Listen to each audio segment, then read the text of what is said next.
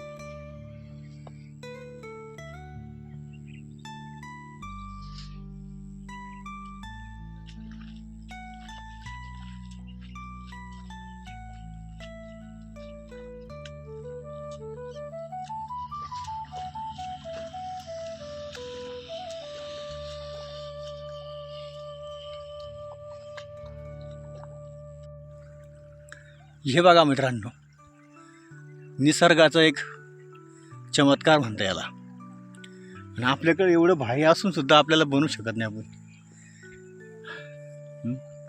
किती भारी बनवला राहतो हा खोपा, जसा गिलक्याचा कोसा. अरे खोप्यामध्ये खोपा, सुगरणीचा चांगला, जीव झाडाला टांगला. बघितलं मध्ये कसं जायला जागा, मध्ये अंडे नाही त्याच्यात. याच्यामध्ये अंडे वगैरे काहीच नाही आहे. हा खोपा खूप जुना आहे, म्हणून तो मला सापडला. चकू तर फोटो काढू एक. चकोली काय म्हणती, घरी न्यायचा. तिला आज पाणी भरायला आणलेलं आहे. सुट्टी होती नाही आज नाताळची, तर नाताळची सुट्टी असल्यामुळे तिला आज इकडं पाणी भरायला आणलं. मग तिचं लई चाललं, तो खोपा काढा खोपा काढा. काढला एकदा हातात, तुला घरी घ्यायचं आहे तो. लाईट गेली की आता लाईट आली. बापा आपल्याला भरपूर यायला टाईम आहे. तू कधी बघितला होता का? कधीच नाही. मग आज पाहिला का तो? दोन पाहिले, एक तो मोठा आणि उजवा असा आहे. आता या शाळेत घेऊन जाशील घरी, काय करायचं याचं? मी टीचरला येऊन एक प्रोजेक्ट देऊन टाकले.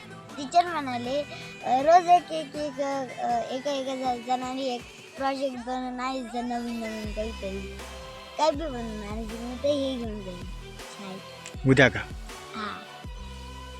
तू तर बनवलेलं ते सुगरणीचा खोपा आहे तो. टीचरला म्हणी देतो, मीच बनवला काडक्या गोळा गोळा करून. टीचरला कळतं ना. एवढे का टीचर तुमचे काय बच्चे थोडीचे.